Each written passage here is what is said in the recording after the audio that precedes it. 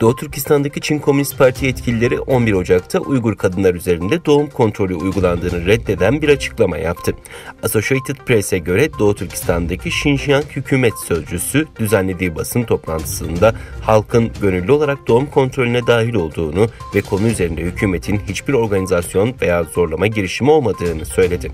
Sözcü, Uygur nüfusunun diğer etnik gruplardan katlanarak arttığını ve Uygur kadınlarına kısırlaştırma veya zorunlu kürtaja maruz kaldıklarını söylemenin kötü niyetli söylem olduğunu vurguladı.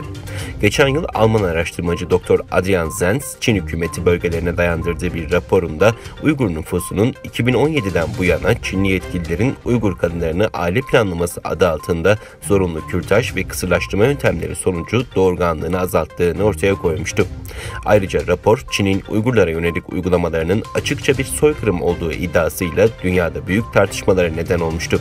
Birkaç gün önce ise Washington'daki Çin Büyükelçiliği Twitter'da Uygur kadınlarına karşı "onları özgürleştiriyoruz, kadınlar doğum makinesi değildir" savunması uluslararası toplum tarafından eleştirilirken Twitter tarafından kaldırılmıştı.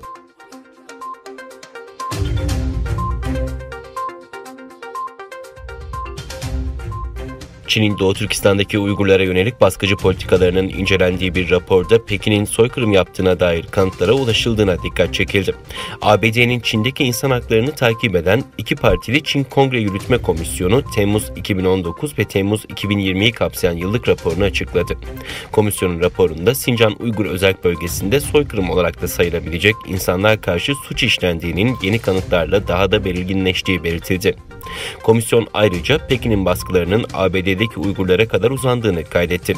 Çin'in insan hakları ihlallerini son yıllarda ülke sınırlarının dışına da taşıdığı belirtilen rapora göre Pekin muhalifleri tehdit etme, sosyal medya hesaplarını engelleme, basına sansür uygulama, akademik özgürlüğü kısıtlama gibi yöntemlerle sadece Doğu Türkistan'da değil, uluslararası çapta kampanya yürütüyor.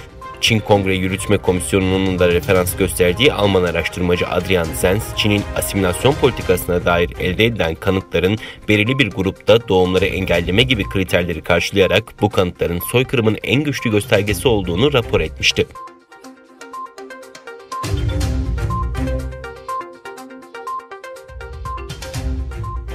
Trump'ın gider ayak ABD'den yatırım yasağı getirdiği 9 Çinli şirket arasında uçak üreticisi Comac ve cep telefonu üreticisi Xiaomi de var. ABD'de 20 Ocak'ta görevi devredecek Başkan Donald Trump, Çin'e uyguladığı yaptırımlara gider ayak 9 Çinli şirketi daha ekledi.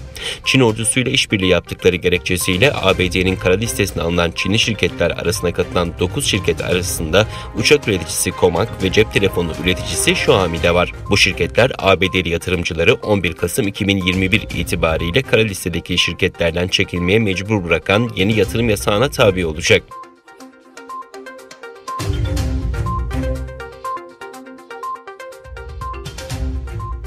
Fransa Cumhurbaşkanı Emmanuel Macron, Cumhurbaşkanı Recep Tayyip Erdoğan'a ilişkileri normalleştirmek için bir mektup gönderdi. Pakistan'dan Türkiye'ye dönerken uçakta basının sorularını yanıtlayan Dışişleri Bakanı Mevlüt Çavuşoğlu, Macron'un mektubunun içeriğinin iki ülke ilişkileri açısından olumlu olduğunu söyledi.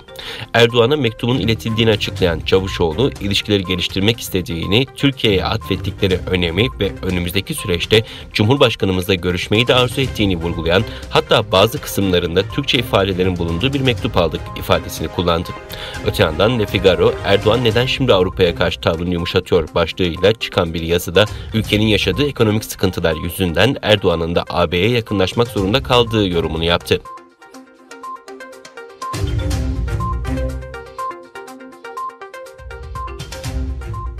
Mobil mesajlaşma uygulaması WhatsApp, dünya üzerinde kullanıcıların büyük tepki gösterdiği gizlilik sözleşmesinde yapacağı veri paylaşımı ile ilgili düzenlemeyi ertelediğini açıkladı. WhatsApp, internet sitesinde yer alan blogda yayımladığı yazıda 8 Şubat olarak belirlenen yeni sözleşmenin kabulüyle ilgili son tarihi ileri bir döneme ertelediğini belirterek bu süreç içerisinde ortaklıkla bulunan hatalı bilgileri düzeltmeye dönük çalışmalar yapacağını belirtti.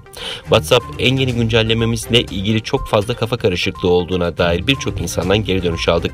Bu güncelleme Facebook'la veri paylaşımımızın kapsamını genişletmiyor, dedi.